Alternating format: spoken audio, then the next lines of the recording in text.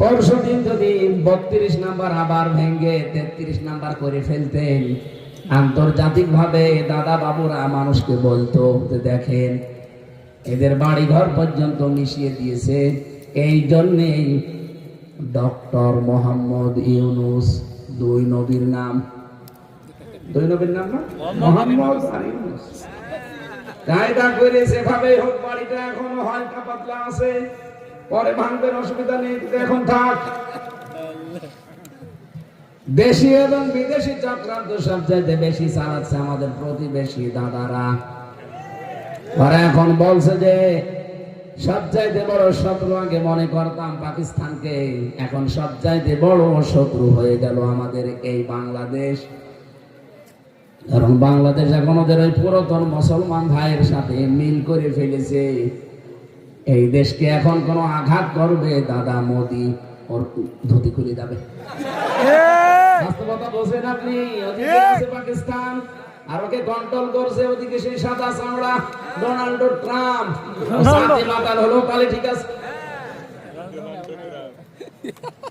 কিচ্ছু যদি করে ওখান থেকে এমন চাপ দেবে, এমনি শুল্ক মুক্ত কি চাপ দিয়েছে। দাদার ধুতি অলরেডি খুলে যাচ্ছে। আর এর ওপরও যদি ওর একেবারে বিয়ে করা না হলেও অন্তত অঘোষিত বউ, তার রায় দেওয়ার পরে মাথা খারাপ হয়ে গেছে, পারে না, গিলতেও পারে না। আজকে ওনার ছেলে জয় একটা স্ট্যাটাস দিয়েছে, সত্য কিনা আমি জানি না, এটা উদ্ঘাটন করছি দেখলাম। বলছে আমার মা যদি মারাও যায় অন্তত ভারত সরকারকে বলবো মাকে যেন বাংলাদেশে ফেরত পাঠাবেন না, কারণ মরা তা ওরা আবার ফাঁসি দেবে। জানে যে কি রাগ বাংলাদেশের মানুষের, কি করেছে 16 বছর।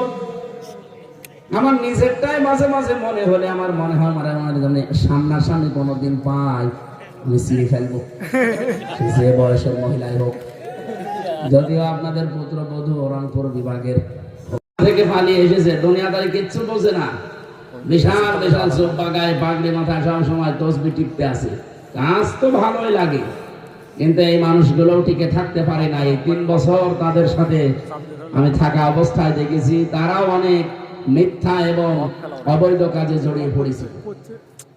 কিন্তু মাওলানা মতিউর রহমান নিজামী রহমতুল্লাহ আলাইহি ফাঁসির একদিন আগেও তিনি হারাম কোনো কিছু তার শরীরে প্রবেশ করাতে রাজি না। তাদেরকে যেভাবে ফাঁসি দিয়েছেন তাম পৃথিবীর মুসলিম রাষ্ট্রগুলো, এমনকি অমুসলিম রাষ্ট্রের প্রধানরা নিষেধ করেছিল, কিন্তু বিচারের রায় যেহেতু ছিল তাদের হাতে, এই জন্য হাসিনাও কিছু করতে পারে না। এখন যে বিচার হয়েছে, যে রায় হয়েছে, এটা আন্তর্জাতিক মান উতরিয়ে গেছে।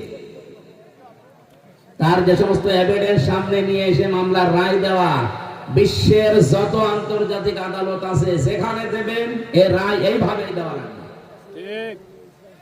কিন্তু আপনি কি বললেন যে আমরা যদি ক্ষমতায় আসি তাহলে এই আদালতই বাতিল করে দেব, এর রায় বাতিল হয়ে যাবে। এই লোকটার নামে রাষ্ট্রদ্রোহী মামলা হওয়া দরকার না? কথা বলেন না কেন? অনিয় মুক্তিযোদ্ধা, ওনার নাম শুনলে মানুষ থুথু দেয়। আর আজকের যিনি বিশেষ অতিথি ইনিও মুক্তিযোদ্ধা।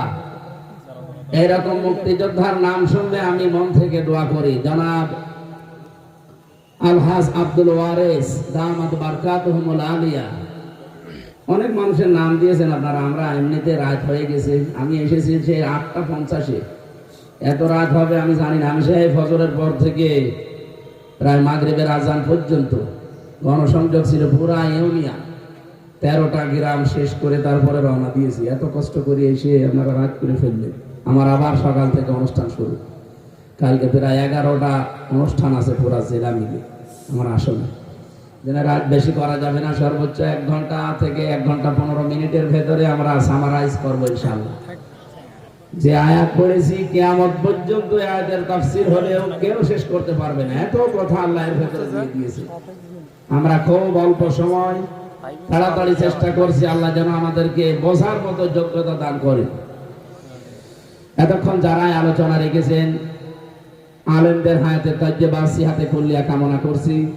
মঞ্চে বসা ওলামায়ে কেরাম, সামনে বসা মুসলমান ভাইরা, পর্দার আড়ালের সম্মানিতা মা এবং বোনেরা, প্রশাসনের ভাইরা, প্রাণ প্রিয় গাইবান্ধাবাসী, দরবার ইলাহিতে শুকরিয়া জানাচ্ছি। জবান খুলে বলছি আলহামদুলিল্লাহ। দরুদ আর সালাম পড়ি আমাদের নবী মুহাম্মদুর রাসূলুল্লাহ সাল্লাল্লাহু আলাইহি ওয়াসাল্লামের প্রতি। এই যে 2-3 দিন আগে যে মহা সমাবেশ হয়ে গেল, মুহাম্মদুর রাসূলুল্লাহকে যারা শেষ নবী মানে না, তাদেরকে কাফের ঘোষণা দেওয়ার জন্য লক্ষ লক্ষ মুসলমানেরা দেশ বিদেশ থেকে একত্রিত হয়েছিল ঢাকা। দাবি কি, আরজি কি? কাদিয়ানীদের অমুসলিম ঘোষণা করা লাগবে রাষ্ট্রীয়ভাবে। ঠিক আছে, কথা বলেন না কেন? গাইবান্ধাবাসী, আপনি জেনে থাকলে বলেন তো, কাদিয়ানীরা বড় কোরআন শরীফ অস্বীকার করে? জবাব দিবেন যদি জানেন। অস্বীকার করে? দেখেছেন ওদেরকে, মিশেছেন ওদের সাথে? আমি নিজে মিশেছি, ওদের সাথে কথা বলেছি।